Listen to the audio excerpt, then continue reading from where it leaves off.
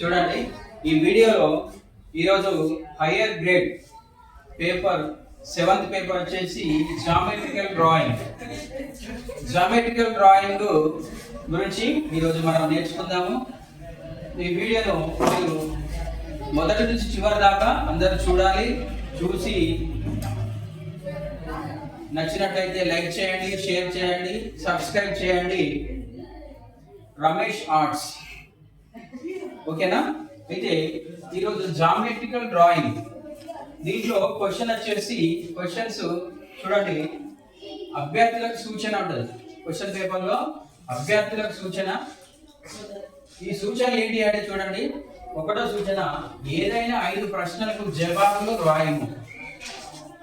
ఏవైనా 5 ప్రశ్నలకు జవాబులు రాయము. 5 ప్రశ్నలకు రాయాలి. 5 ప్రశ్నల కంటే 10 × 5 = 50. ఇవి మార్క్స్. ఒక ప్రశ్నకు 10 మార్కులు. 5 ప్రశ్నలకు జవాబులు చేస్తే 5 × 50 మార్క్స్. కాబట్టి మీరు జాగ్రత్తగా ఒక్కొక్క ప్రశ్నను 5 ప్రశ్నలు చేయాలి. 5 ప్రశ్నలలో ఇంకొక సూచన ఏంటిదంటే అన్ని ప్రశ్నలకు మార్కులు సమానంగా. ఒక ప్రశ్నకు 10 మార్కులు కాబట్టి 5 ప్రశ్నలకు 50 మార్కులు ఉంటుంది. తర్వాత మూడవది, నిర్మాణపు గీతలు చూపవాలని. నిర్మాణపు గీతలు అంటే గీతలు ఇట్లా ఈ విధంగా స్పష్టంగా పెన్సిల్తో చూపాలి. తర్వాత 4వ సూచన చూడండి, ఇచ్చిన డ్రాయింగ్ పేపర్ 2 ప్రక్కల వాడవచ్చు. ఎన్ని పక్కల? 2 పక్కల.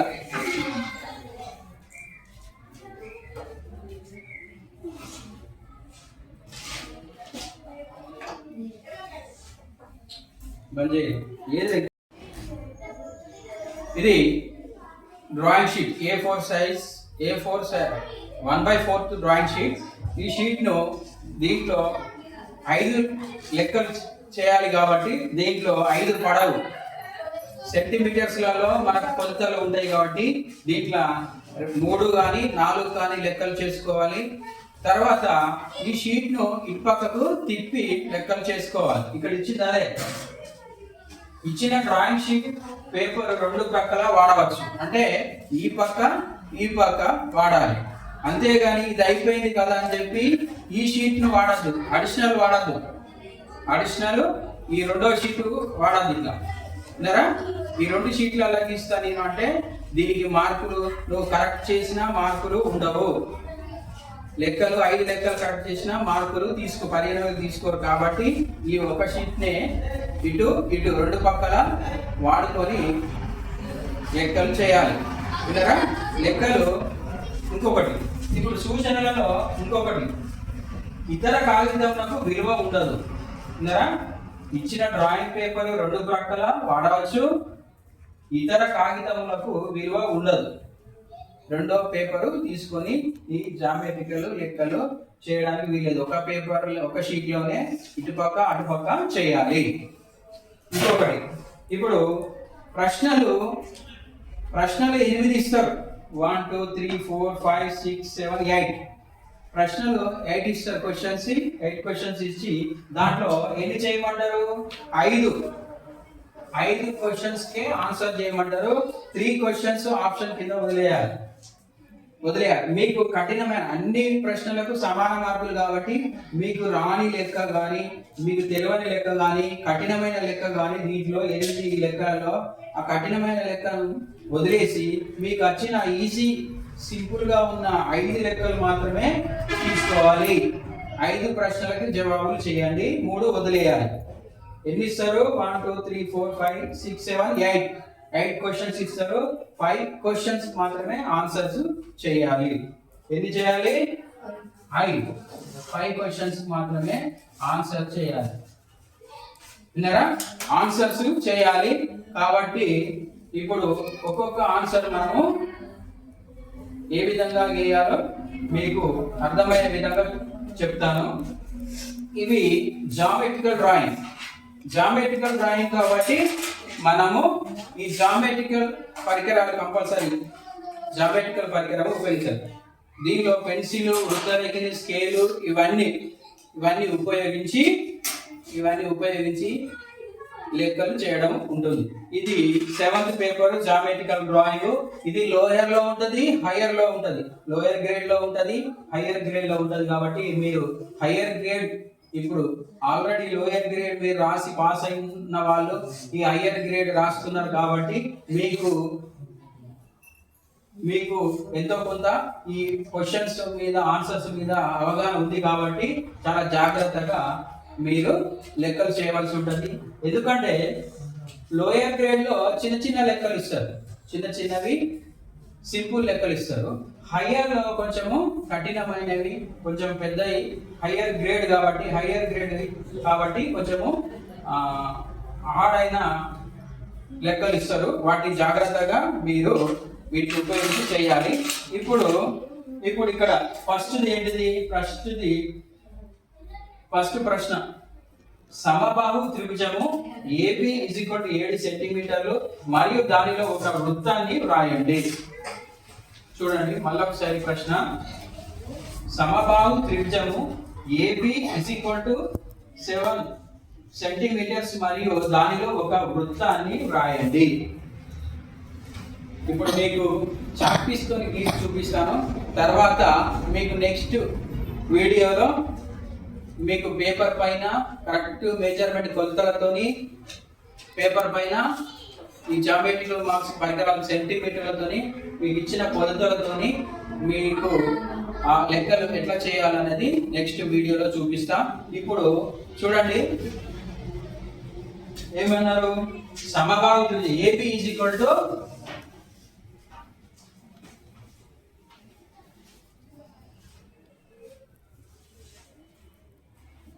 7 సెంటీమీటర్స్. ఇది A, ఇది B. స్కేల్ తోని ఇట్లా మనము స్కేల్ ఉపయోగించి ఇట్లా కొట్టాలి. ఇది ఏ సమబాహు త్రిభుజం. దీనిలో ఏమన్నారు? ఒక వృత్తాన్ని గీయమన్నారు. వృత్తాన్ని గీయమంటే ఏ నుంచి ఒక వృత్తలేఖని తీసుకొని సగానికంటే ఎక్కువ, ఇక్కడికి సగము, ఈ సగానికంటే ఎక్కువ వృత్తలేఖని పెన్సిల్ ద్వారా ఏ నుంచి వృత్తలేఖతో ఇటు ఆఫ్ ఒక చాపరేఖ గీయాలి, పైకి కిందికి ఏ భాగం నుంచి. అదే విధంగా అదే సగానికంటే ఎక్కువ కొలతతోని B నుంచి మళ్ళీ ఇటు ఒక చాపరేఖ గీయాలి, పైకి కిందికి. వీటిని చాపరేఖలు అంటారు. ఈ చాపరేఖలు వృత్తరేఖతో గీయాలి. గీస్తే ఈ ఖండించిన భాగాన్ని పైనుంచి కిందికి మనం ఒక లైన్ తీసుకోవాలి. తీసుకుంటే ఇది మిడిల్ పాయింట్ అవుతుంది, సెంటర్ పాయింట్. ఇది మిడిల్ పాయింట్ A నుండి B కి. ఇది చూడండి ABకి మిడిల్ పాయింట్. ఇది ఎట్లా వచ్చిందంటే మనం కొలవలే, అంటే 3.5 పెట్టలే, 3.5 7 అవుతుంది. 7 కాకుండా ఏ నుంచి వృత్తలేఖని సగానికంటే ఎక్కువ తీసుకోవాలి. ఎప్పుడు కానీ సగానికంటే ఎక్కువ తీసుకొని ఇటు పైకి చాపరేఖ, కిందికి చాపరేఖ గీయాలి. మళ్ళీ అదే వృత్తంతో B నుంచి ఇటు ఒక పైకి ఒక చాపరేఖ, కిందికి ఒక చాపరేఖ గీస్తే ఈ రెండు చాపరేఖలను ఖండిస్తే మనకు AB సెంటర్ పాయింట్ వస్తుంది. వచ్చిన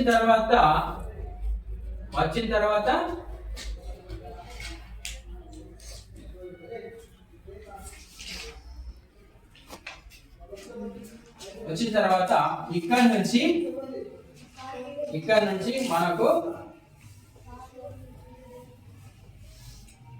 7 ఇది ఒక లైన్, ఇక్కడ నుంచి B కి ఇది ఒక లైన్, ఇది C,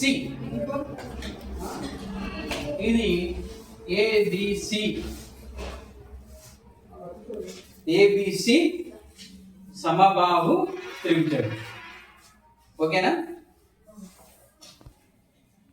AB = 7 సెంటీమీటర్స్, ఇక్కడ నుంచి మనము సమబాహు ఏబిసి సమబాహు త్రిభుజాన్ని గీసాము. దీనిలో వృత్తం గీయాలి. ఒక వృత్తం గీయాలంటే ఏం చేయాలి? ఇక్కడికి ఒక సిఏ అర్ధవృత్తాన్ని కొట్టుకోవాలి. మళ్ళీ అదే అర్ధవృత్తము బిసి ఇటు అర్ధవృత్తము కొట్టాలి. వృత్తరేఖతో ఇటు ఒక అర్ధవృత్తము ఇటు ఒక అర్ధవృత్తాన్ని కొట్టిన తర్వాత ఇక్కడ నుంచి వృత్తరేఖతో ఇటొక చాపరేఖ, ఇక్కడ నుండి ఇటొక చాపరేఖ గీయాలి. మళ్ళీ సేమ్ బి దగ్గర పెట్టిన వృత్తరేఖని తోని ఇటొక చాపరేఖ, ఇటొక చాపరేఖ, ఇటొక చాపరేఖ గీయాలి. ఇక్కడ నుండి ఇక్కడ గీస్తే ఇది మనకు సెంటర్ మిడిల్ అవుతుంది.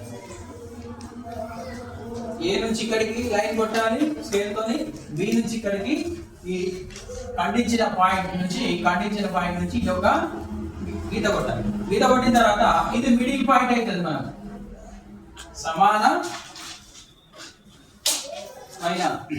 త్రిభుజంలో ఇది ఒక మిడిల్ పాయింట్ అయినప్పుడు ఇక్కడ వృత్తరేఖను పెట్టి వృత్తరేఖతోని సమానమైన వృత్తాన్ని గీయాలి. వృత్తరేఖతో గీసినప్పుడు ఇప్పుడు మనకు ఆన్సర్ వచ్చేస్తుంది. ఇది ఆన్సర్ చూడండి. సమబాహు త్రిభుజంలో ఏబిసి సమబాహు త్రిభుజంలో 7 సెంటీమీటర్ల త్రిభుజంలో మరియు దానిలో ఒక వృత్తానికి దీనిలో ఒక వృత్తం ఈ విధంగా వస్తుంది. ఇది ఆన్సర్. ఈ రేఖలన్నీ పెన్సిల్ తోని ఒకటే మందంతో సన్నగా ఉండాలి కాబట్టి దీనికి మనకు 10 మార్కులు వస్తాయి. ఇట్లా 5 లెక్కలు చేయాలి. రెండవ ప్రశ్న వచ్చేసి 75 డిగ్రీల కోణాన్ని దిక్సూచితో మాత్రమే 4 సమాన భాగాలుగా విభజించాలి.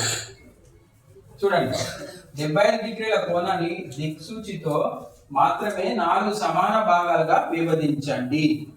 దిక్సూచి చూడండి. ఇప్పుడు ఇది ఒక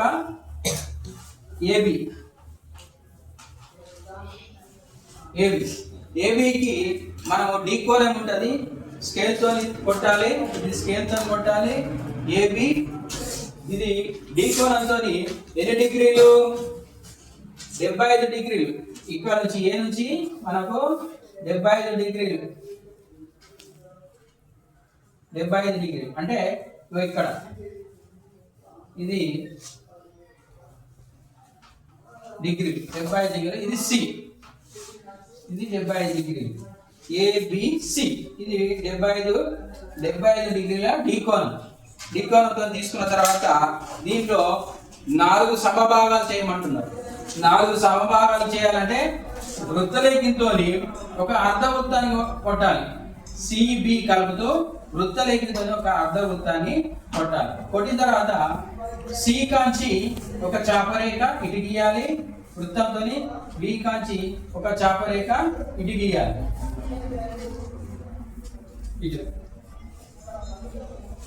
ఇది సెంటర్ పాయింట్ అవుతుంది. ఇక్కడ నుంచి ఇక్కడ వరకు ఇది మిడిల్ పాయింట్ వచ్చేస్తుంది. ఈ ఖండించిన కోణము మిడిల్ పాయింట్ వస్తుంది.